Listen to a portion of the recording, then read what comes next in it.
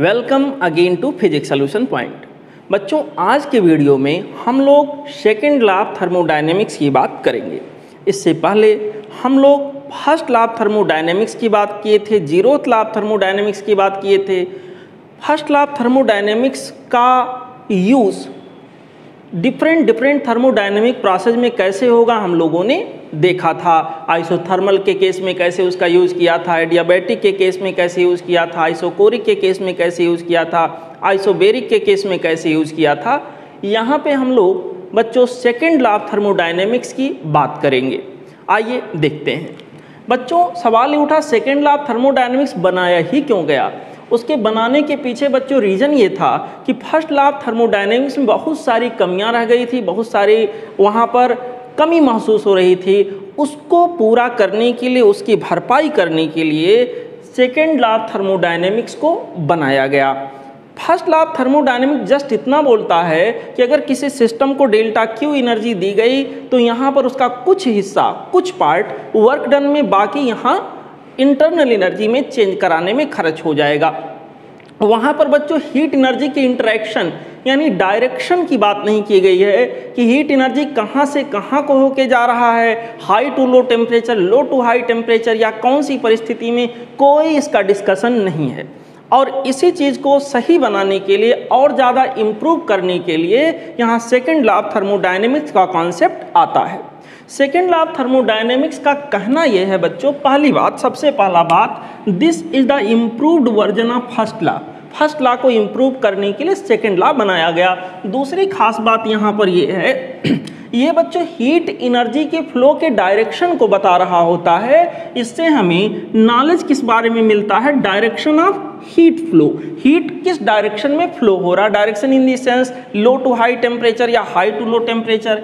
एक और बच्चों यहाँ के लिए बहुत खास बात होती है कि फर्स्ट लॉ ऑफ थर्मोडायनेमिक्स में हमें कॉन्सेप्ट मिलता था इंटरनल एनर्जी का, तो सेकेंड लॉ ऑफ थर्मोडायनेमिक्स में बच्चों हम लोगों को कॉन्सेप्ट मिलता है एंट्रोपी का, ना कि इंटरनल एनर्जी का। फर्स्ट लॉ ऑफ थर्मोडायनेमिक्स में याद कर लीजिए दिमाग में, इंटरनल एनर्जी का कॉन्सेप्ट मिला था, तो सेकेंड लॉ ऑफ थर्मोडायनेमिक्स में हमें कॉन्सेप्ट मिलेगा किस चीज़ का, एंट्रोपी का।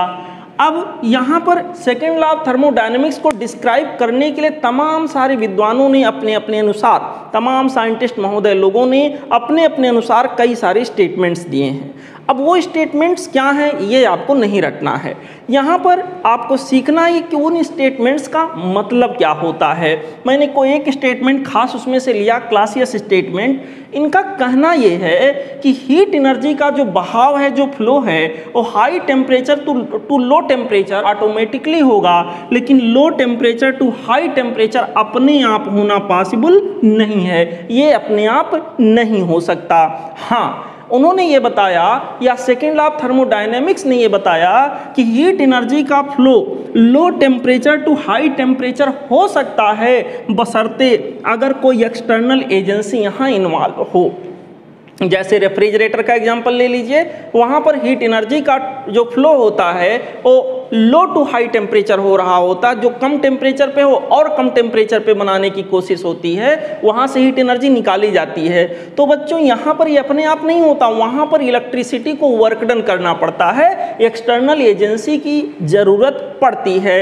यही स्टेटमेंट यहाँ का है कि भाई low to high temperature heat energy का फ्लो हो सकता है अगर कोई एक्सटर्नल एजेंट यहाँ के अंदर इन्वॉल्व हो। और सेकेंड लॉ ऑफ थर्मोडायनेमिक्स का कहना यह भी है कि जो भी हम किसी सिस्टम को हीट एनर्जी देते हैं, 100% heat energy, 100% heat energy work done में कभी भी बदला नहीं जा सकता। बच्चों, अब हम लोग देखेंगे सेकेंड लॉ ऑफ थर्मोडायनेमिक्स का एप्लीकेशन क्या है।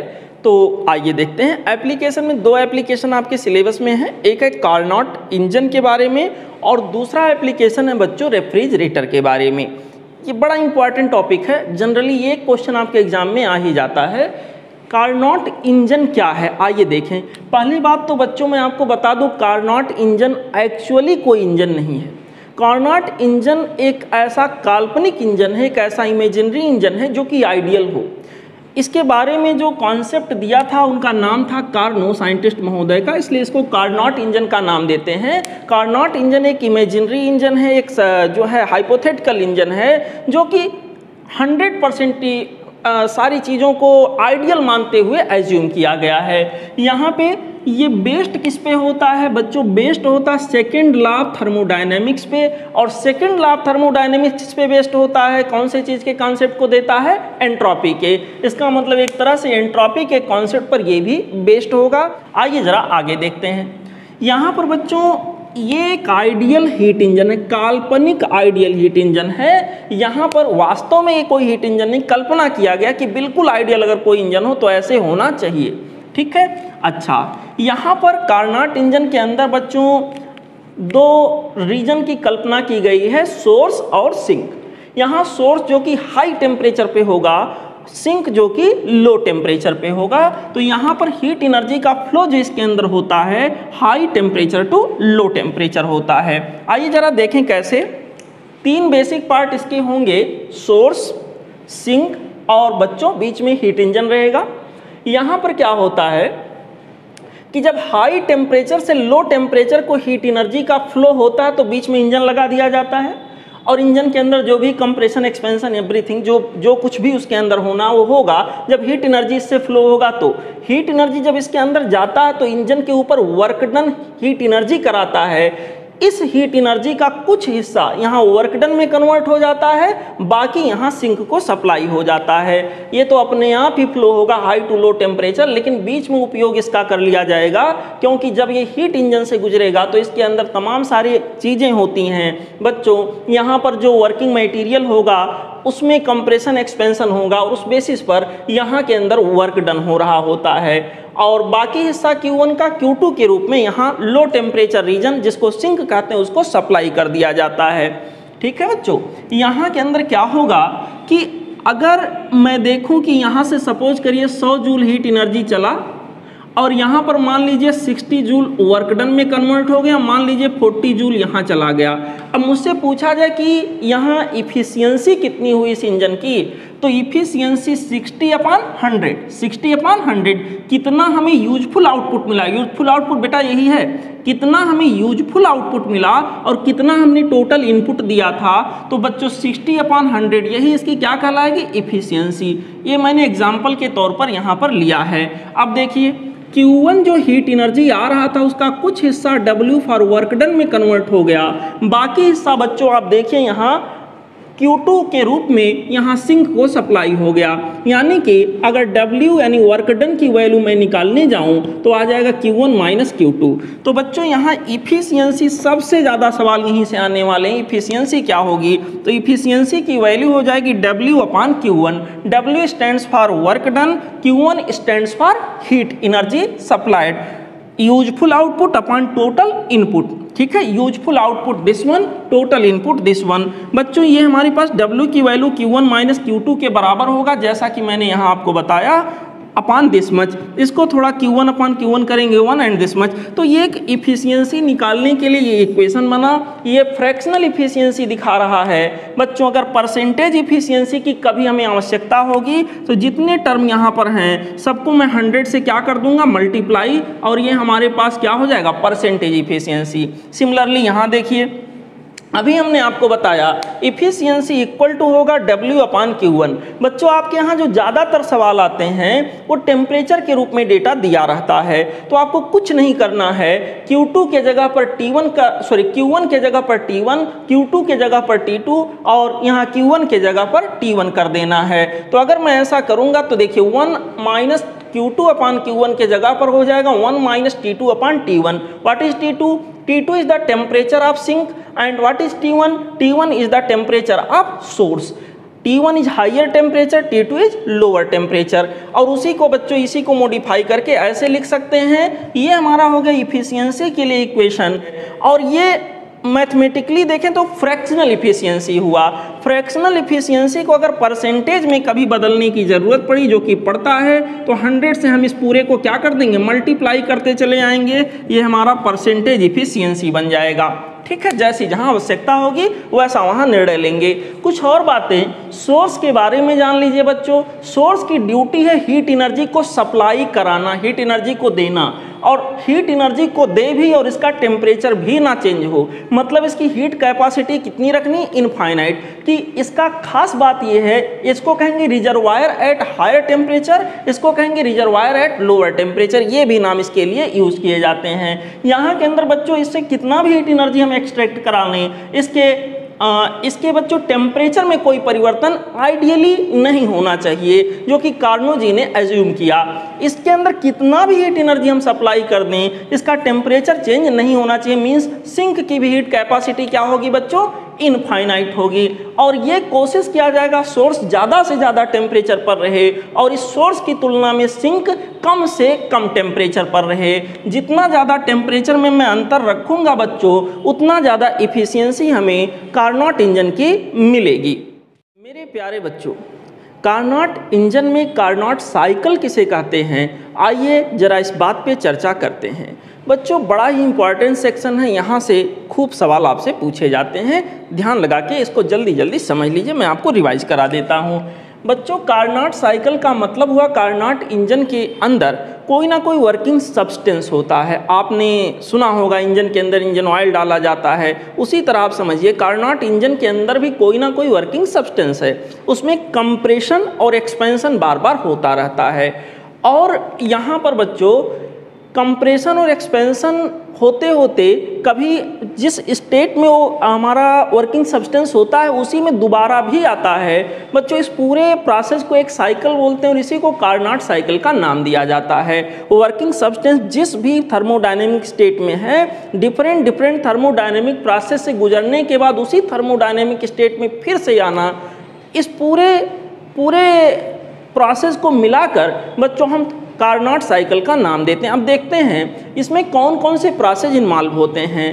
कार्नोट इंजन के अंदर जो बच्चों सबसे पहला प्रोसेस इन्वॉल्व होता है वो है आइसोथर्मल एक्सपेंशन। सबसे पहले क्या होगा, एक्सपेंशन, वो भी कांस्टेंट टेम्परेचर पे। मान लिया हमारा जो वर्किंग सब्सटेंस उसके अंदर था स्टेट ये में है, थर्मोडायनेमिक स्टेट ये, और यहाँ पर बच्चों आइसोथर्मल एक्सपेंशन हुआ, आइसोथर्मल एक्सपेंशन। और ये कौन से टेम्परेचर से शुरू होगा, हाइयर टेम्परेचर से, T1 से। आइसोथर्मल एक्सपेंशन यहाँ के अंदर हुआ बच्चों, और यहाँ पर हम पूछे टेम्परेचर कितना था, T1, यहाँ पर पूछे T1, इस पूरे कर्व के लिए टेम्परेचर क्या होगा, एक ही होगा। अच्छा, यहाँ दूसरा प्रोसेस जो इसके अंदर इन्वॉल्व होगा वो होता बच्चों adiabatic expansion. Isothermal expansion, adiabatic expansion. यहाँ पर दूसरा हमारा प्रोसेस इन्वॉल्व होगा B2C, ये प्रोसेस कहलाएगा एडियाबैटिक एक्सपेंशन।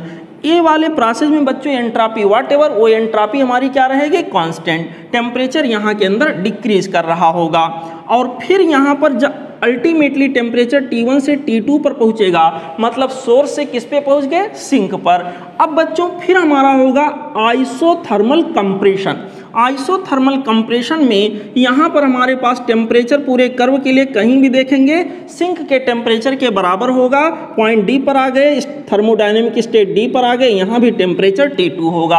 और लास्ट में जो फोर्थ प्रोसेस होगा वो होगा एडियाबैटिक कंप्रेशन। एडियाबैटिक कंप्रेशन जो होगा बच्चों समव्हाट लाइक दिस, फिर से इनिशियल स्टेट में पहुँच गए। इस पूरे को मिलाकर हम लोग कहेंगे कार्नोट साइकिल। इस पूरे को बच्चों मिलाकर हम लोग कहेंगे कार्नोट साइकिल। आइए जरा और बातें करें यहाँ क्या क्या होती हैं। बच्चों यहाँ खास बात ये है कि ये जो हमारा पहला प्रोसेस यहाँ के अंदर इन्वॉल्व हुआ है ये है आइसोथर्मल एक्सपेंशन। और आइसोथर्मल एक्सपेंशन के अंदर आप लोगों ने देखा था कि हीट एनर्जी सोर्स से इंजन की ओर या सिंक की ओर आ रही थी। कितनी हीट एनर्जी एंटर की, Q1।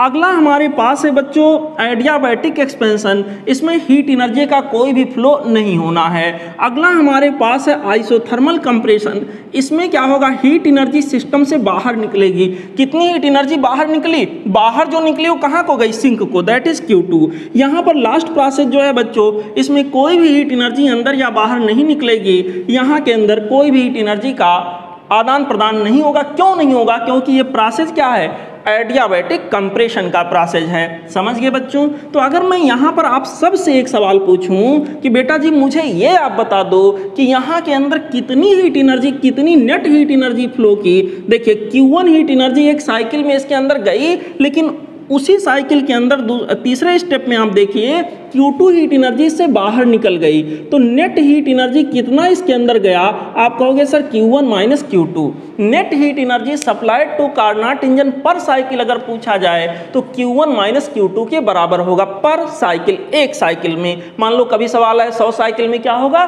तो 100 से क्या कर देंगे, मल्टीप्लाई।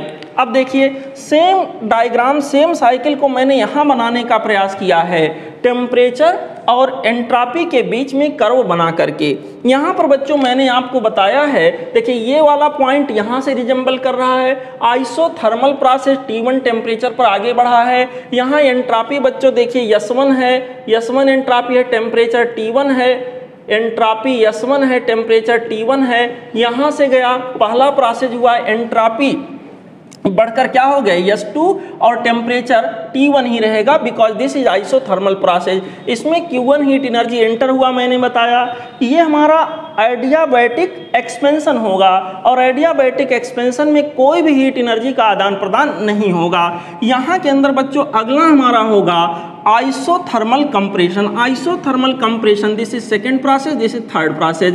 यहाँ से बच्चों हीट एनर्जी सिस्टम से बाहर निकलेगा, दैट इज Q2। और यहाँ के अंदर बच्चों ये हमारा हीट एनर्जी का आदान प्रदान नहीं होगा, ये होगा एडियाबैटिक कंप्रेशन। यहाँ के अंदर कोई भी हीट एनर्जी का आदान प्रदान इंटरेक्शन नहीं होगा। This is the fourth process. I hope आप समझ गए होंगे। ये भी कार्नोट साइकिल है बच्चों, ये भी कार्नोट साइकिल है। This Carnot cycle is shown in PV diagram and this Carnot cycle is shown in TS diagram. T stands for absolute temperature, S stands for entropy.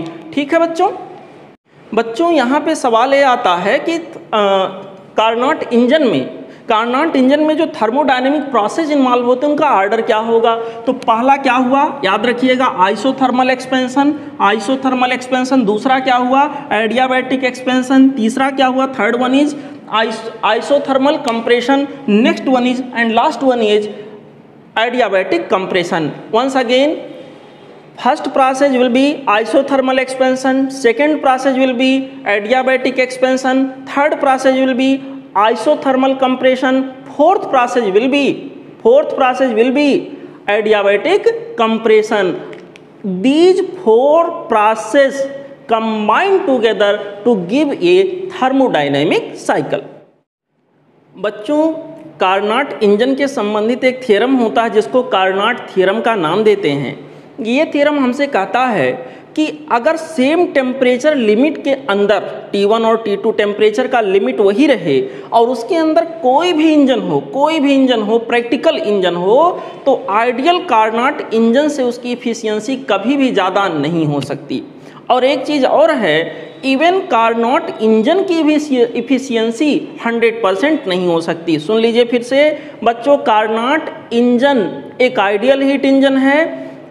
Theorem ये है, Carnot theorem ये है कि कोई practical engine जो same temperature limit के बीच में work करे, T1 T2 का जो रेंज है, T1 डिफरेंस T2 का जो रेंज है, उतना ही डिफरेंस का रेंज कहीं और किसी इंजन में रहे, तो उस प्रैक्टिकल इंजन की इफिशियंसी या तो कार्नोट इंजन के बराबर होगी अगर बिल्कुल आइडियल हो जाए तो, या उससे कम होगी, लेकिन कार्नोट इंजन की इफिशियंसी से ज़्यादा नहीं हो सकती। इसको कार्नोट थ्योरम कहते हैं। और एक स्टेटमेंट और इसमें होता है, इवन कार्नोट इंजन भी 100% इफिशियंट नहीं हो सकता। तो सवाल आता है कार्नोट इंजन 100% इफिशियंट क्यों नहीं हो सकता। देखिए जरा, इफिशियंसी के लिए अभी इक्वेशन हमारा बना था 1 - T2/T1। ध्यान दीजिएगा बच्चों, मल्टीप्लाइड बाई 100 कर देंगे अगर हमें परसेंटेज इफिशियंसी चाहिए होगा तो। ध्यान से देखिए बच्चों, अगर हमें 100% इफिशियंसी लाना है बच्चों, तो हम चाहेंगे कि ये वाला टर्म जिसको मैंने यहाँ घेरा हुआ है वो क्या हो जाए, 0। तो 1 - 0 × 100 क्या आ गया, 100%। अब T2/T1 इक्वल टू क्या आना चाहिए, 0। अब इसके 0 आने के दो वजह हो सकते हैं। एक तो वजह ये हो सकता है कि जो हमारा सिंक है, सिंक का टेम्परेचर क्या हो जाए, 0 केल्विन, एब्सोल्यूट 0 टेम्परेचर हो जाए। या फिर दूसरा यहाँ पर हो सकता है, जो हमारा सोर्स है उसका टेम्परेचर इनफाइनाइट केल्विन हो जाए। तो बच्चों ये दोनों नहीं पॉसिबल हैं, ये दोनों नहीं पॉसिबल हैं। इनफाइनाइट केल्विन टेम्परेचर तो सन का भी नहीं होता है। तो यहाँ पर फिलहाल इंजन में आप कैसे कर दोगे, यहाँ के अंदर दूसरा ये पॉसिबिलिटी कि सिंक का टेम्परेचर हम 0 केल्विन कर दें। 0 केल्विन मतलब -273 डिग्री सी, -273 डिग्री सी लगभग। यहाँ के अंदर बच्चों इतना कम टेम्परेचर प्रैक्टिकली अचीव करना फिलहाल पॉसिबल नहीं है, लगभग इम्पॉसिबल के करीब ये है, और इतना कम टेम्परेचर हम नहीं यहाँ रख सकते, और इसलिए कार्नाट इंजन की इफिशियंसी जो कि बिल्कुल आइडियल माना गया वो भी 100% नहीं हो सकता। 100% कराने के लिए T2 0 लाना पड़ेगा, जो कि 0 केल्विन लाना पॉसिबल नहीं होगा। 100% लाने के लिए T1 इनफाइनाइट करना पड़ेगा। सिंक के सोर्स के टेम्परेचर को इनफाइनाइट करना भी पॉसिबल नहीं है। इन दोनों में से अगर कोई एक जवाब आपको चुनना पड़े कभी मजबूरी में, तो ये वाला बच्चे चुनिएगा, क्योंकि ये तो बिल्कुल इसको तो सोच ही नहीं सकते। इसके बारे में कोई थोड़ा बहुत सोच भी सकता है, लेकिन प्रैक्टिकली अचीव करना पॉसिबल नहीं। बच्चों हमारा अगला टॉपिक है रेफ्रिजरेटर। रेफ्रिजरेटर का यूज आप सब ने किया है, आप सब ने देखा है। आइए देखते हैं कैसे काम करता है। गए आप दुकान से कोका कोला खरीद लाए, कोका कोला को फ्रिज के अंदर रख दिया। जब खरीद के लाए तब भी वो ठंडा था, लेकिन आप चाह रहे थे और ठंडा हो जाए, मतलब जो हीट एनर्जी उसके अंदर थी उसको उससे बाहर निकालना चाह रहे थे। बाहर का माहौल बड़ा गर्म था, फिर भी लोअर टेम्परेचर कोका कोला के अंदर से हीट एनर्जी को एक्सट्रैक्ट करके आप बाहर लाना चाहते थे, यानी हीट एनर्जी का जो फ्लो आप कराना चाहते थे low temperature to high temperature region में कराना चाहते थे। बच्चों यहाँ पर ऐसा ही सिचुएशन होता है। जो हमारा रेफ्रिजरेटर होता है, पहले तो बेस इसका देख लें कैसे है। ये बच्चों बेस्ड होता है सेकेंड लॉ ऑफ थर्मोडायनेमिक्स पे, जो मैंने आपको समझाया था।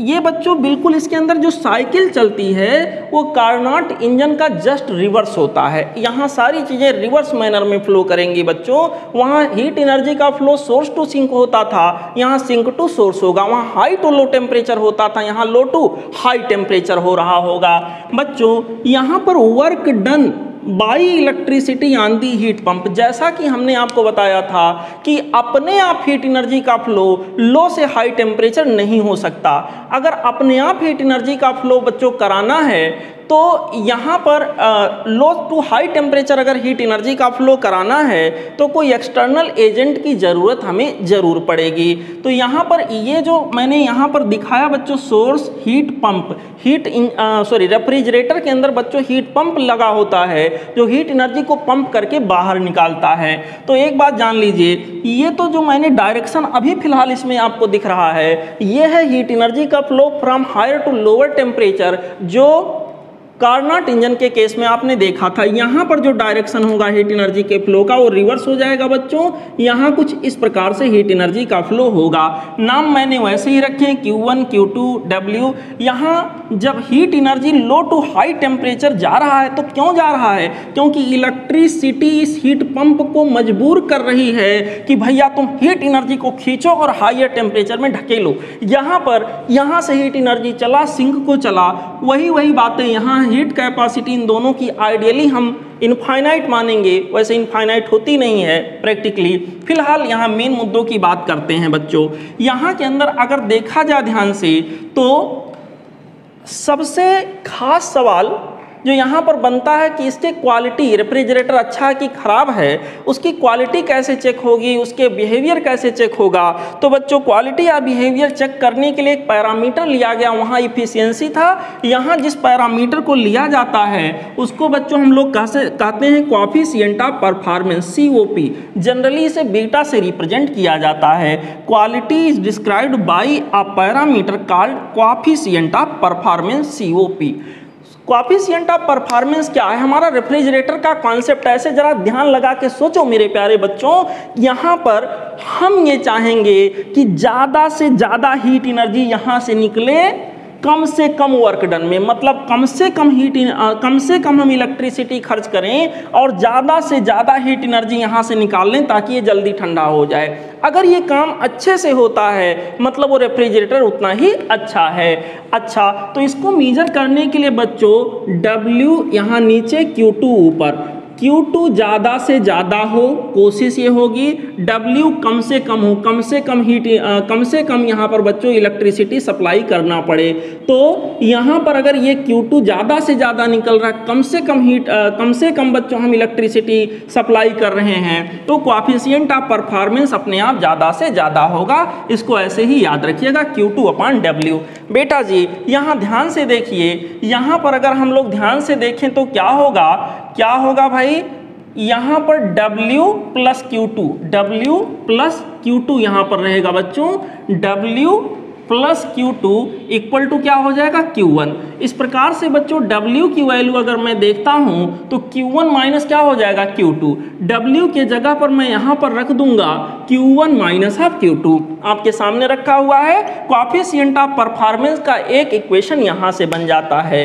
बच्चों एक बड़ा पॉपुलर क्वेश्चन ये होता है कि हमारे पास कोई कार्नोट इंजन है, कार्नोट इंजन को हम क्या करना चाहते हैं, रेफ्रिजरेटर में चेंज करना चाहते हैं, तो कैसे होगा सर, हीट पंप लगा दीजिए हीट इंजन की जगह, अपने आप ये काम हो जाएगा। तो यहाँ के अंदर बच्चों जब हमारा कार्नोट इंजन था तो उसकी इफिशियंसी ईटा थी, और उसी कार्नोट इंजन को जब हमने रेफ्रिजरेटर में कन्वर्ट कर दिया बच्चों तो उसका कोएफिशिएंट ऑफ परफॉर्मेंस मान लीजिए बीटा है। तो सवाल ये उठा बेटा कि ये बीटा और ईटा में क्या संबंध होगा, beta is the coefficient of performance. जब वही कार्नोट इंजन था तो उसकी इफिशियंसी क्या थी, ईटा के बराबर। तो इन दोनों में रिलेशन मैंने यहाँ लिखा है, डेरिवेशन तो यहाँ कराएंगे तो ज़्यादा समय लगेगा। Eta equal to 1 divided by 1 plus of beta. इस बात को बच्चों आप लोग ध्यान रखिएगा, दिमाग में बना के रखिएगा। बच्चों मान लीजिए कोई थर्मोडायनेमिक सिस्टम हमारा है, वो एक थर्मोडायनेमिक स्टेट से दूसरे थर्मोडायनेमिक स्टेट में ट्रांजिशन कर रहा है, लेकिन यहाँ रास्ते अलग अलग हैं, पाथ अलग अलग। मैंने पीवी इंडिकेटर डायग्राम बनाया है। कोई थर्मोडायनेमिक सिस्टम एक बार थर्मोडायनेमिक स्टेट ए से बी में जा रहा है via path number 1, process 1, path 1, and दोबारा बच्चों वो दूसरे रास्ते से दूसरे थर्मोडायनेमिक पाथ से होके गया है, और तीसरी बार थर्ड थर्मोडायनेमिक पाथ से होकर वो जा रहा है। तो यहाँ सवाल ये आता है कि भाई यहाँ क्या हीट का एक्सचेंज अलग अलग होगा, क्या वर्क डन अलग अलग होगा? हाँ सर, वर्क डन अलग अलग होगा, हीट का एक्सचेंज भी अलग अलग होगा। आपने तमाम थर्मोडायनेमिक प्रोसेस पढ़े, आइसोथर्मल में W यानी वर्क डन की वैल्यू कुछ और आई, और यहाँ पर आइडियाबैटिक में कुछ और आई, आइसोबेरिक में कुछ और आया, आइसोकोरिक में कुछ और आया। अगर ये सेम ही आता तो अलग अलग फार्मूले क्यों बनते, अलग अलग कॉन्सेप्ट वर्क डन के क्यों बनते? यहाँ पर बच्चों इसका मतलब वर्क डन जो थर्मोडायनेमिक केस में होता है वो एक पाथ फंक्शन हुआ, रास्ते पर डिपेंड करेगा, और यहाँ जो हीट का एक्सचेंज होगा वो भी पाथ फंक्शन है, वो भी बच्चों रास्ते पर डिपेंड करेगा। लेकिन यहाँ जो इंटरनल एनर्जी है बच्चों, या इंटरनल एनर्जी में होने वाला जो चेंज है वो स्टेट फंक्शन है। यहाँ के अंदर वो केवल और केवल इनिशियल और फाइनल स्टेट के ऊपर डिपेंड करेगा। जैसे मैं अगर कहूँ कि पहले पाथ में कितना हीट एनर्जी Q1, कितना हीट एनर्जी का सप्लाई हुआ, suppose delta Q1 heat energy supply हुआ, कितना work done W1, work done W1 हुआ, तो बाकी यहाँ के अंदर बच्चों क्या हुआ होगा, इंटरनल एनर्जी में चेंज कराने में खर्च हुआ होगा। जितनी भी हीट एनर्जी मैंने सप्लाई की होगी, फर्स्ट लॉ ऑफ थर्मोडायनेमिक्स के अनुसार इक्वेशन कुछ ऐसा बना होगा, यानी डेल्टा U इक्वल टू आया होगा बच्चों डेल्टा Q1 माइनस ऑफ, इसको डेल्टा W1 या W1 लिख लीजिए, चलिए डेल्टा W1 लिख देते हैं, थोड़ा अच्छा लगेगा, एक जैसा लगेगा। यहाँ के अंदर बच्चों ये हो गया delta W1 plus delta W1, यानी दिस मच डेल्टा W1, ऐसे हो जाएगा बच्चों, यहाँ माइनस रहेगा। अच्छा, इसका मतलब heat energy supplied minus of work done का अगर हम यहाँ के अंदर बच्चों चेंज देखें या इनके बीच में अंतर देखें कितना होगा, डिफरेंस देखें कितना होगा, तो डिफरेंस हमारे पास डेल्टा U के बराबर होगा, क्योंकि इनिशियल और फाइनल स्टेट सभी प्रोसेस में सेम हैं, तो डेल्टा U सभी में सेम होगा, और डेल्टा U अगर सभी में सेम होगा मतलब हीट एनर्जी सप्लाइड और वर्क डन का जो डिफरेंस आएगा वो सभी पाथ के क्रॉस क्या होगा, सेम होगा। इसका मतलब मैं कह लूँ delta Q1 minus delta W1, मैं कह लूँ delta Q2 minus delta W2, ऐसे कर लूँ delta Q3 minus delta W3 ऐसे कर लूँ तो बच्चों ये तीनों आपस में क्या होंगे, बराबर होंगे, क्योंकि इनका जो डिफरेंस है वो इंटरनल एनर्जी में चेंज के बराबर है। अगर इनिशियल फाइनल स्टेट सेम है तो इंटरनल एनर्जी का चेंज भी क्या होगा, सेम होगा। आई होप इतनी बात आप समझ गए होंगे।